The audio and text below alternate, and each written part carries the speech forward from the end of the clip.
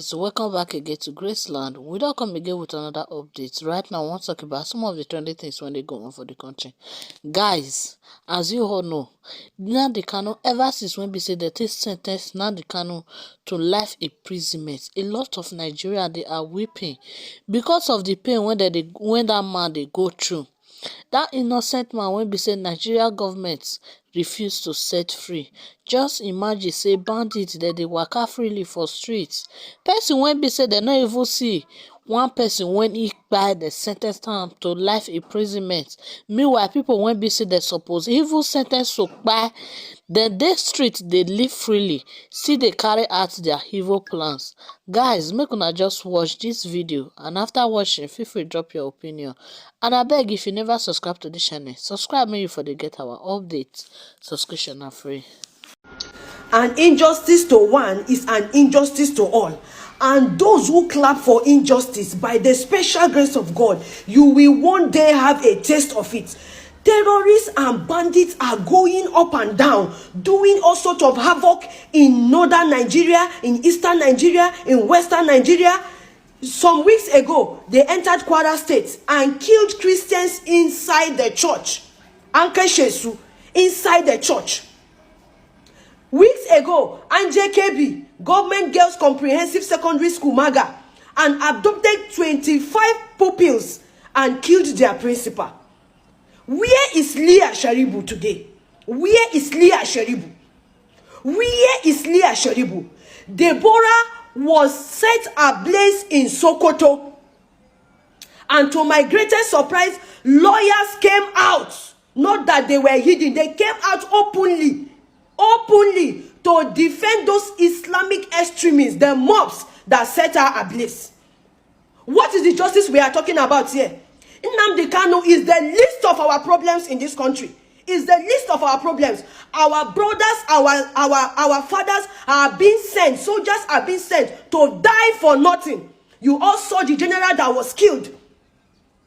So where is the justice that we are talking about? Where is the justice? Nnamdi Kanu shine masala mu a Nigeria. Nnamdi Kanu shine masala mu a Nigeria. Allah ba yana kallon mu. Allah yana kallon mu. God is watching.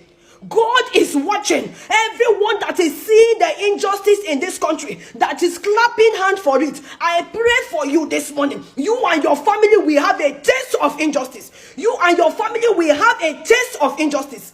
Christians are being unalive every day in Benue, in Plateau, in Niger. Just name it. People are living in fear. Christians who are converting are living in fear. They are after their life. Everywhere is fear. Bandits are coming out to make live videos. A lot of Islamic scholars are coming out openly to have a meeting with bandits. And up till today, nobody have called them for questioning. Sana imudan mutum ya tashi ya yi defending kanshi za a zo lokacin ne aka san justice. Where is the justice system we are talking about here? Nnamdi Kanu, you see our problem? Is Nnamdi Kanu our problem? You people are not going after those who are killing people, who are coming out to do live videos, who are coming out to openly sympathize with terrorists and bandits. We have seen a lot of terrorist sympathizers openly. For questioning, but God is watching. God is watching.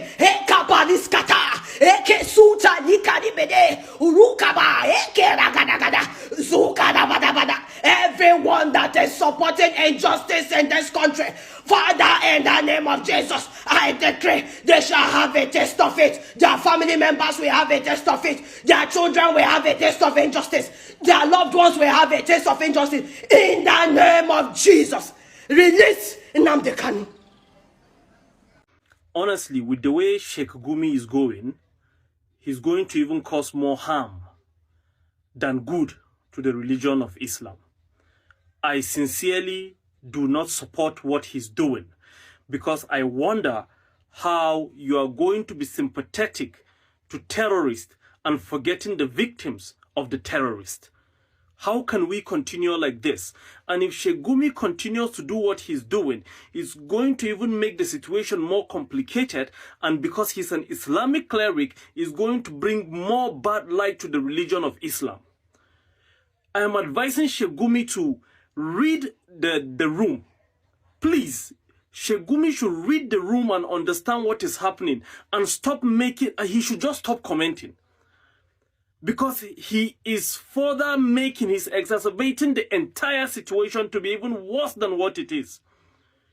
We cannot support negotiation with terrorists. There is nothing you're going to come and tell me that is going to make me accept that these guys are doing the right thing or they're unaliving people because of something was done to them. We have to be very, very strategic in our thoughts. So please, Sheikh Gumi should read the room and understand the situation, because now that the whole Christian genocide thing is trending, now that we're having a lot of attention in our country, now that the religion of Islam is really painted in a bad light, it's not a good time. It is not a good time for such comments and remarks. Please, he should stop it. I am not with Sheikh Gumi on his plight of negotiating with terrorists or bandits.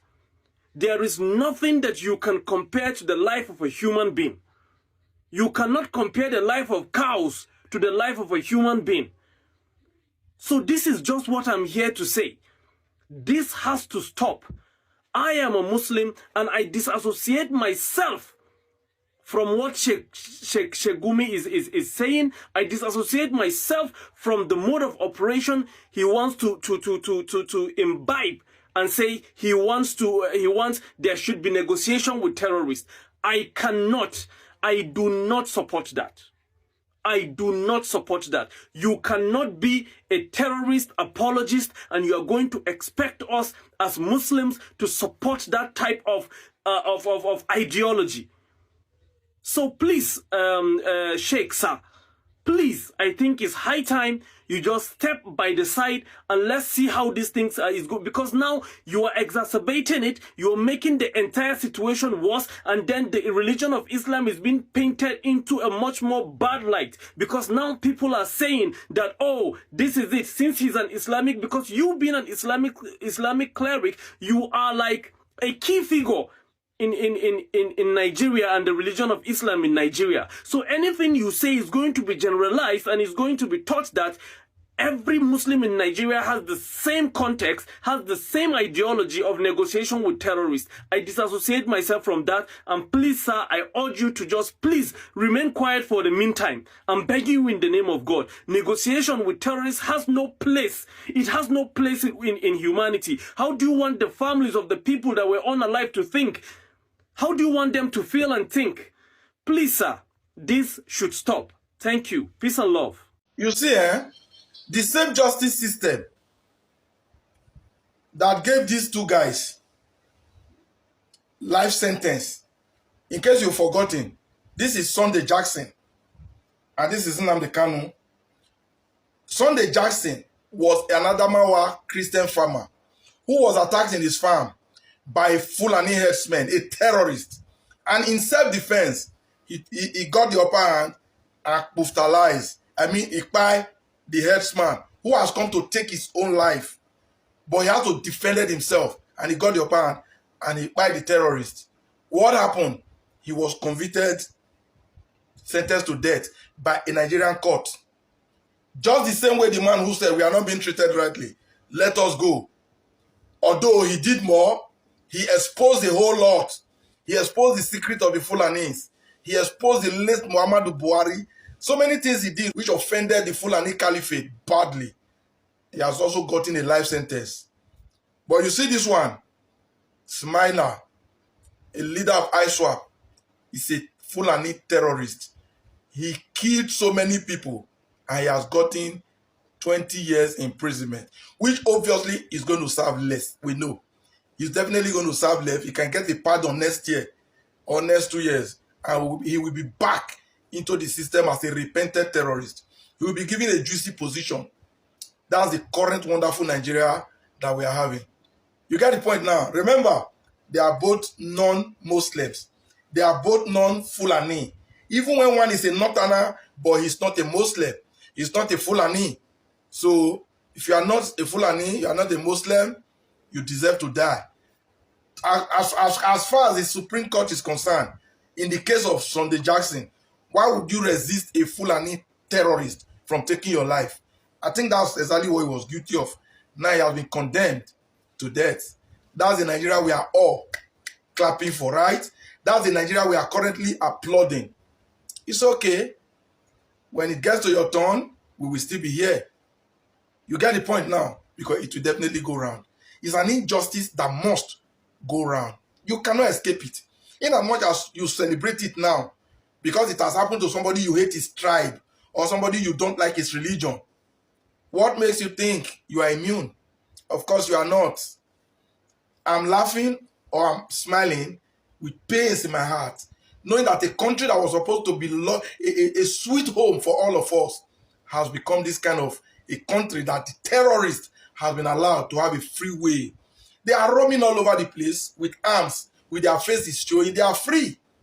Nobody is going after them just because they are Fulani terrorists. That is the only immunity they have. And someone take will have a country. It's really unfortunate. Nigerians, if we can't do anything about it, then we can as well just lay down our heads, waiting for all to be slaughtered. I think that's the only direction we are heading now. Because this is a country, like what we've learned from the case of Sunday Jackson, don't defend yourself. When the Fulani headsman comes, say, I'm here to buy you. When the terrorists come to say, let me take your life, don't say no. If you will not allow them, the government will help them to do it. I think that's the lesson here. And we are fine with that, right? That is normal to the Nigerian justice system. It's all right. Let's offer our arms. In either way, we are all going to die someday. But nobody wish for their own death to come so soon, like we all now expect it in Nigeria. Too bad. You see, let's just tell ourselves the truth. You see, Donald Trump knows what to do. If Donald Trump wants peace in Nigeria, I'm saying it because, see, most of you guys don't understand international politics and local politics. See, if Donald Trump really wants peace in Nigeria, there is just one thing that he can do to get peace into Nigeria. See, Nigeria has to go different ways. We need to share the country into different parts. Oh my God. See, let me say something to you. You see, there is no president that can change the way Nigeria is. See, I started seeing what is going on right now when I was a young child. That was in the 80s. The crying now that is going on today in Nigeria did not start today. Even if you yourself become the president of Nigeria tomorrow, the crying will still continue. Because see, this crying is something that has to do with politics.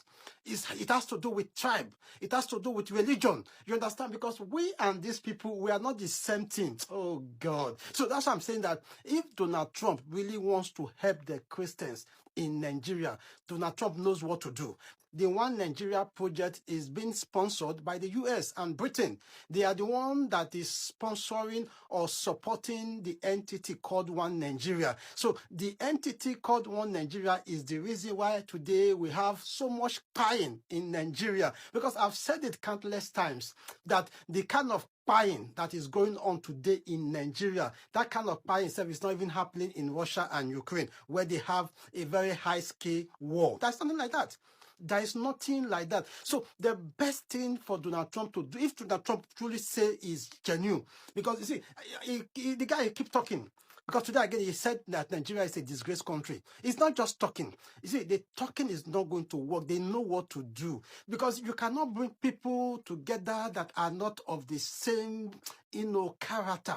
Because we don't have the same character with these people. Because in America now, at least they speak one language in America, which is English. In Nigeria, we don't speak one language. In UK, they speak one language, English. In France, they speak one. Even Ghana here, they speak one language. You understand? In Ghana, in Kenya, they speak one language. In Uganda, one language. In South Africa, one language. But Nigeria does not speak one language. Nigeria does not speak one language. So how can such people live and live peacefully? It's not possible. They can't live peacefully. So the best... Just imagine a bandit killed an assistant commissioner of police and wear his uniform to a peace deal discussion with government official. It has gotten this bad. We knew this was very bad in this country. We knew things were bad. But we never knew it was this terrible. It was this rotten. There is nothing like government present in Nigeria. There is no government in Nigeria. Donald Trump, please come and take over. Just start coming. Come and take over. We don't have a government. Bola Ahmed Tinubu is only there to borrow money, to enrich his family more. That's all. He just want to use the country as a collateral to borrow as much as he wants to share with his family and some of the governors. That is all. For a bandit to have the power to wear an assistant commissioner of police uniform that he killed and still use that uniform to negotiate a peace deal with government official tells you that there's no government. Watch this video. They haven't been able to capture one terrorist or capture any bandit leaders. They hold meetings with them. One bandit in Katsina killed an assistant commissioner of police and put on his uniform to come for dialogue in Katsina. He did not even discard the uniform. After killing him, took his gun, he wore that uniform with the epaulets in place, with the rank in place, and came to Katsina for an open meeting in the uniform of an assistant commissioner of police that he murdered. And you say you have government in Nigeria. So that's why we call for a revolution. This is the same government that is arresting peaceful protesters and jailing them. Bola Ahmed Tinubu government is arresting peaceful protesters and is jailing them, putting them in prison. Meanwhile, terrorists who unalive an assistant commissioner of police would wear that same uniform of the assistant commissioner of police that was being killed by the same bandit to attend a peace deal meeting with government official. And now you want to tell me there's a government in Nigeria? Nigeria government under Bola Ahmed Tinubu has 100% collapsed. We do not have government. We only have some bunch of people who are taking advantage of the country, stealing the resources of the country for their own selfish gains. That's all. There is no government that is here to take care of things for the betterment of the country and for the comfort of Nigerians. We don't have such government. Omoyele Sowore has been calling for revolution, and now Nigerians are hoping on Donald Trump. We don't know how this is going to happen, but I know religion is behind everything that is keeping Nigerians docile. Otherwise, few politicians cannot override over 220 million Nigerians estimated. We should go for these guys. Enough is enough. These guys are never going to get tired of destroying this nation.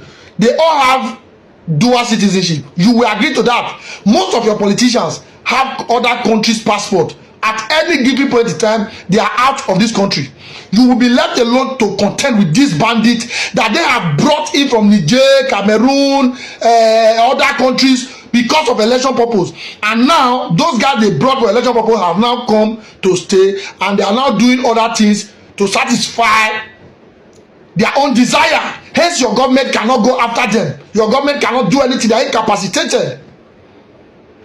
To those of you still supporting APC government, in all of this that you are seeing, it shall never be well with you, your generation, and your entire race. For as many that is involved, you are a sympathizer of APC, you are a supporter of APC, you are a card-carrying member of APC. It will never be well with your generation. Sickness will not look for your address to know your address.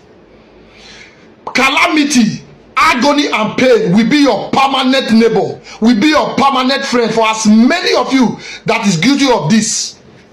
APC, if you know their supporters as a Nigerian that is exposed to all of these things that we are bringing to your notice, please, at least you should be able to run away from them. They are not your friends.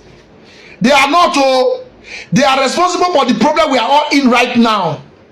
They have handed our nation to Fulani terrorists to do with it whatever they wishes, and here we are. Enough is enough. We have to go after these politicians and do the needful. We can't continue like this. This is not a country. Whoever thought it was a good idea to take Mazi Nnamdi Kanu to Sokoto prison did not think it through very well. Nnamdi Kanu's case is already generating so many emotional sentiments here and there, from the judges, down to the lawyer, the prosecutor, down to the administration that prosecuted him and later sentenced him to life imprisonment. People already have their biases over the case. So, taking Nnamdi Kanu from Abuja to Sokoto is not a good idea because people have a lot to say. I don't want to re-echo those things here. But you see Abuja prison, you didn't take him to. You see Nasarawa prison that is close to Abuja, you didn't take him to. You see Kaduna, at least, that is close to Abuja, you didn't take him to. You took him to the caliphate. I think the people who took him there should have thought about it very well and thought about the implications of doing so. In case you don't know what I'm talking about, now the Kano's lawyers went to see him in DSS custody yesterday and later to find out that they've taken him to Sokoto prison. Yes, normally if somebody is convicted, he goes from awaiting trial to prison directly. So taking him to prison is not a bad thing because he has been convicted. But taking him to Sokoto is a bad idea, in my own opinion, looking at the emotions that the case is currently oozing. Yeah? And again, why take him to Sokoto or any prison without telling his lawyers? Because the lawyer said he went there so that they can file for appeal. And when they got there, they didn't see him. The lawyers should have made inquiries before even going there in the first place. And again, or in other places, when they sentence people, they tell their family members the prison they are going to be serving. Why did they tell Nnamdi Kano's family or his lawyers at least? And they have to find out when they went to DSS custody.